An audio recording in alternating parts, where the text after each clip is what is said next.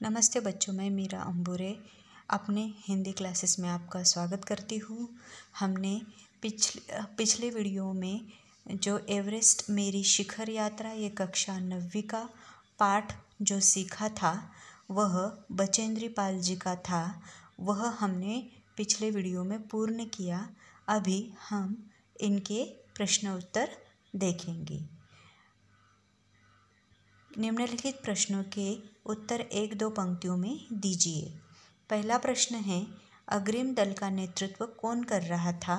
अग्रिम दल का नेतृत्व प्रेमचंद कर रहे थे।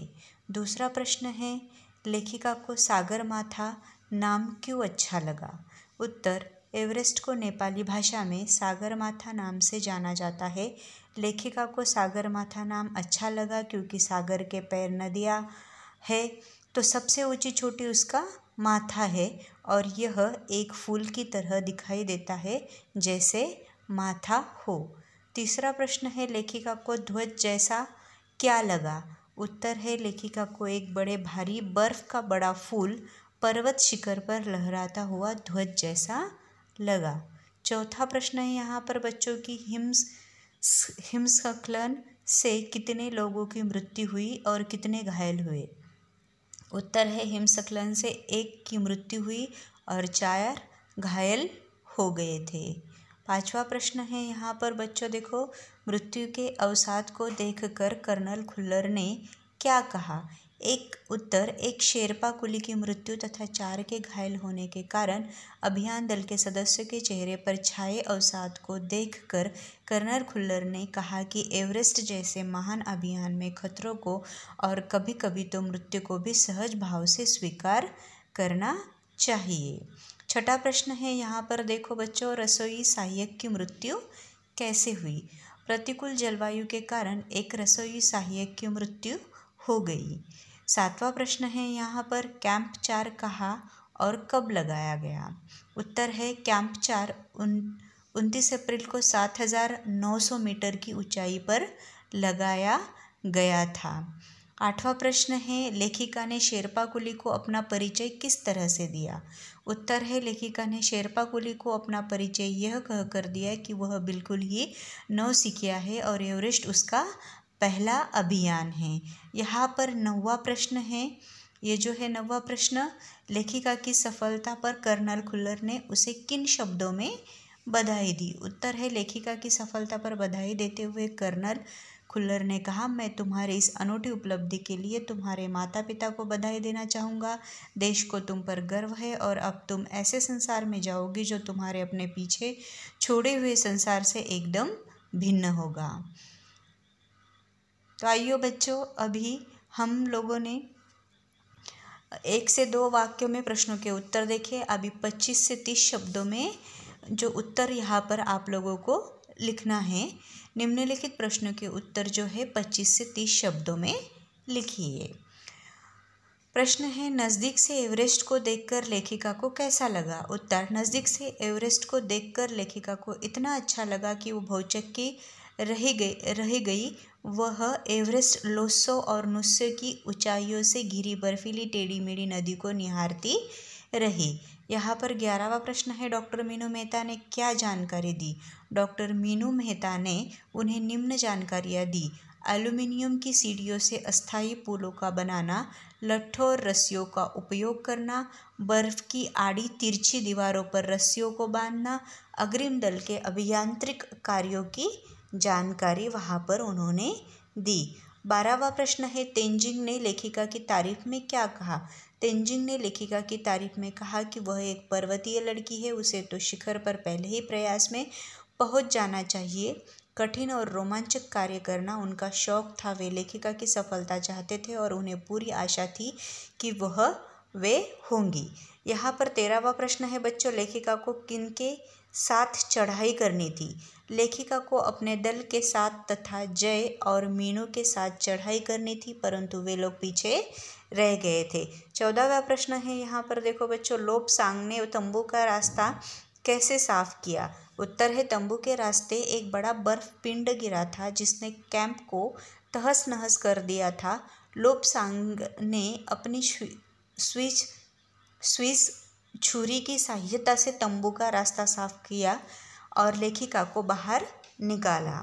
15वां प्रश्न है यहाँ पर, साउथ कोल कैंप पहुंचकर लेखिका ने अगले दिन की महत्वपूर्ण चढ़ाई की तैयारी कैसे शुरू की। उत्तर है, साउथ कोल कैंप पहुंचकर लेखिका ने अगले दिन की महत्वपूर्ण चढ़ाई की तैयारी शुरू कर दी। उन्होंने खाना, कुकिंग गैस तथा कुछ ऑक्सीजन सिलेंडर इकट्ठे किए। अपने दल के दूसरे सदस्य को मदद करने के लिए एक थर्मस में जूस और दूसरे में चाय भरने के लिए नीचे उतर गई। अभी तक यहाँ पे हमने 25 से 30 शब्दों में निम्नलिखित प्रश्नों के उत्तर है वह देखे। अभी हम निम्नलिखित प्रश्नों के जो उत्तर है वह 50 से 60 शब्दों में आपको लिखना है वह देखेंगे। प्रश्न है, उपनेता प्रेमचंद ने किन स्थितियों से अवगत कराया।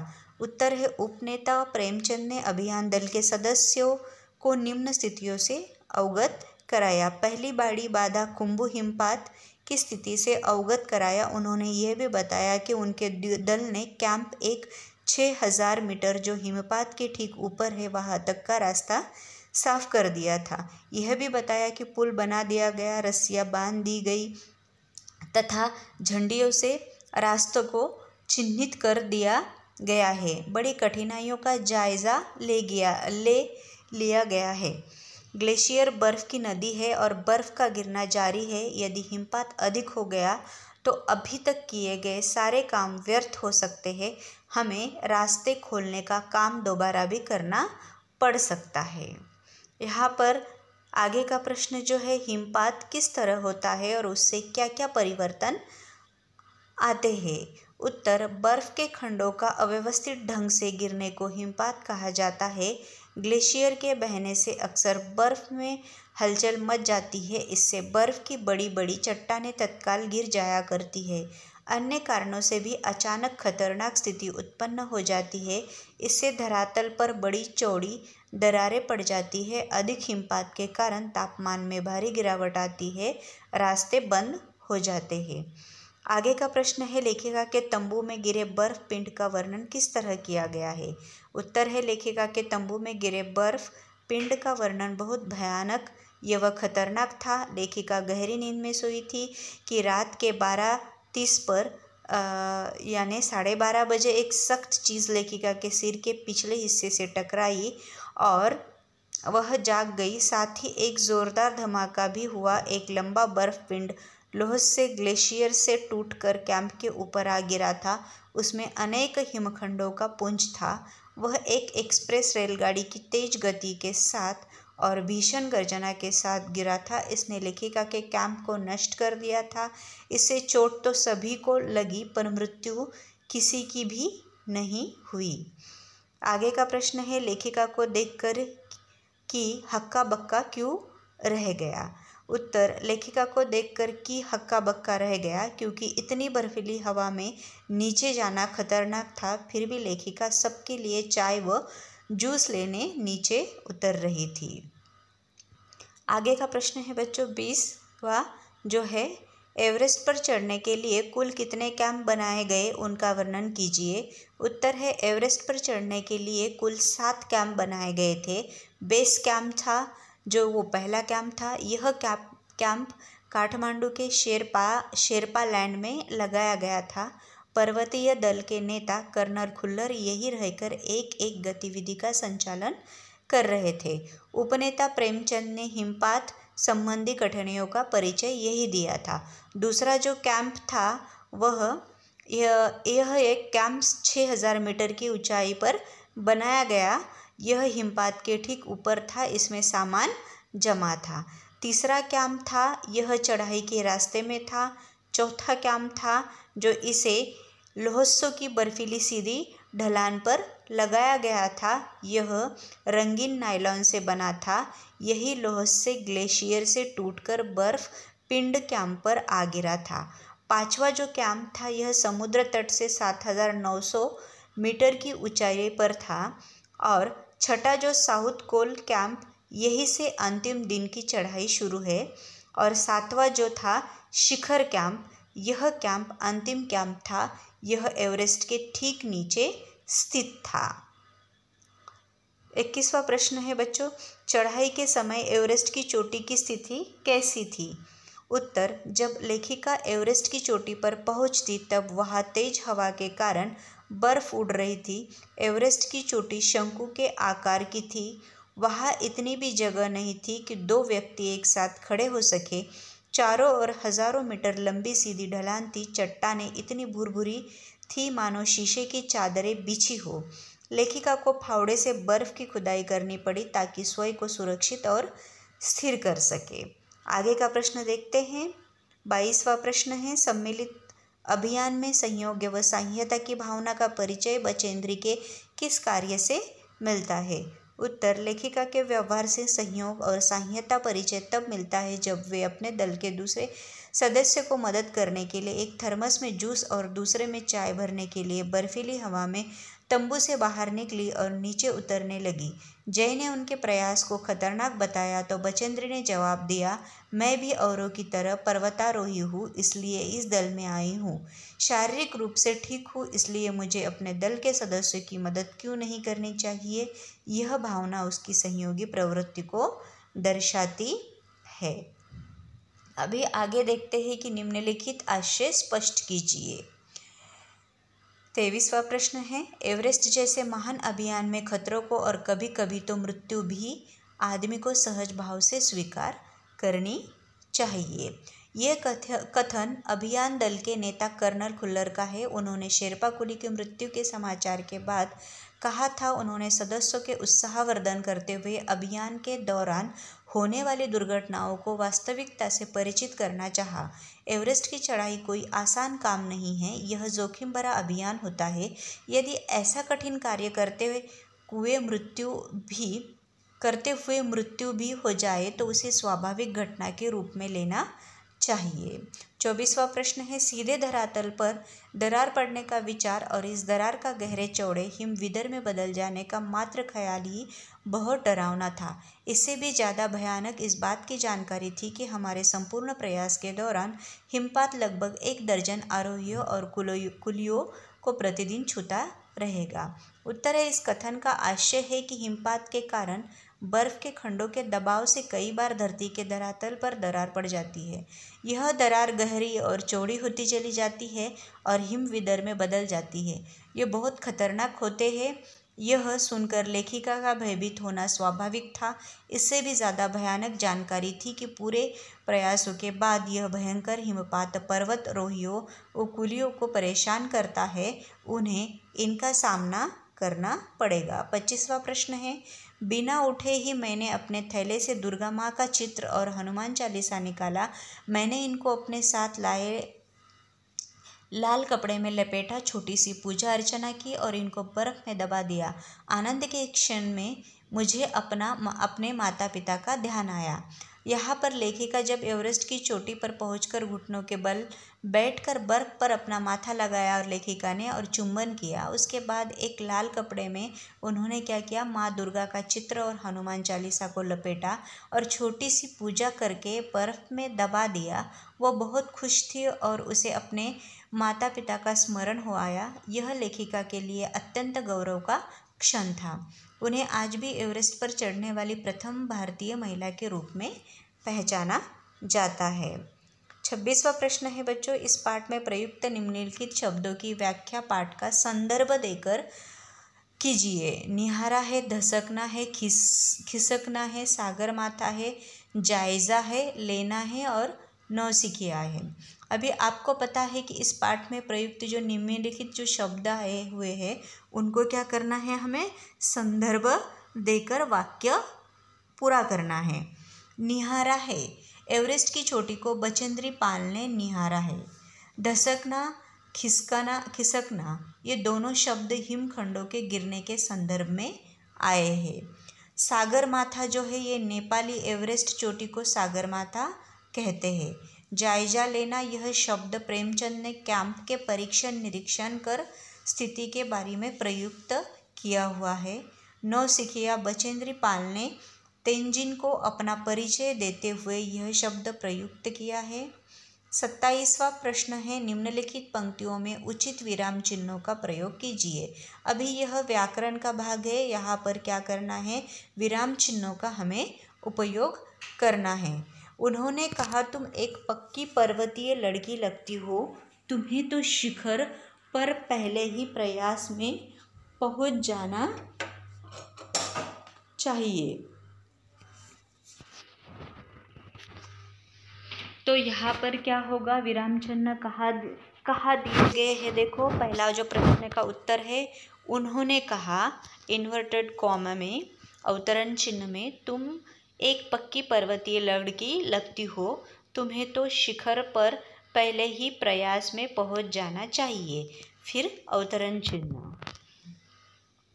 दूसरा जो है ख, क्या तुम भयभीत थी, ये क्या है, प्रश्नवाचक। यहाँ पे जो विराम चिन्ह है वो अवतरण चिन्ह और प्रश्न चिन्ह आएगा। ये प्रश्न है, ये प्रश्न पूछा गया है, इसलिए यहाँ पे विराम चिन्हों में प्रश्न चिन्ह का उपयोग किया है। अवतरण चिन्ह में क्या तुम भयभीत थी, उसके बाद अवतरण चिन्ह बंद, उसके बाद जो है प्रश्न चिन्ह लगाया गया है। तीसरा जो है ग, तुमने इतनी बड़ी जोखिम क्यों ली बचेंद्री।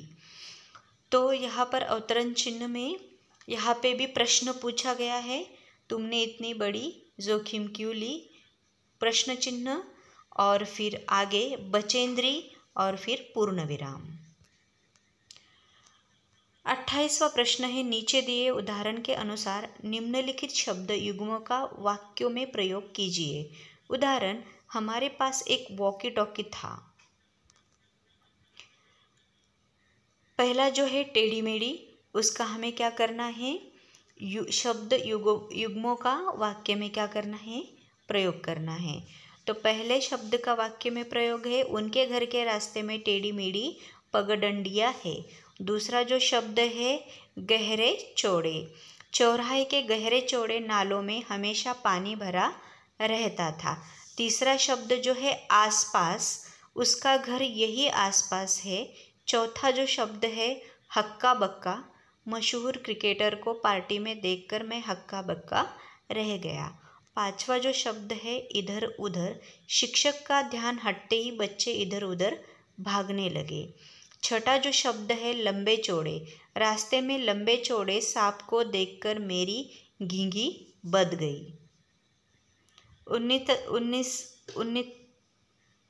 29वां उदाहरण के अनुसार विलोम शब्द बनाइए। 29वां प्रश्न है, विलोम शब्द बनाने हैं।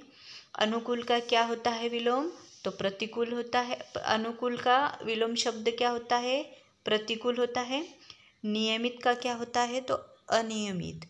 आरोही अवरोही, सुंदर का कुरूप, विख्यात का कुख्यात और निश्चित का अनिश्चित। 30वां प्रश्न है, निम्नलिखित शब्दों के उपयुक्त उपसर्ग लगाइए। हमें क्या करना है, यहाँ पे शब्दों को उपसर्ग लगाना है। जैसे कि उदाहरण है पुत्र को सुपुत्र, वास को क्या करेंगे, प्रवास, व्यवस्थित को सुव्यवस्थित, कुल को प्रतिकूल अनुकूल,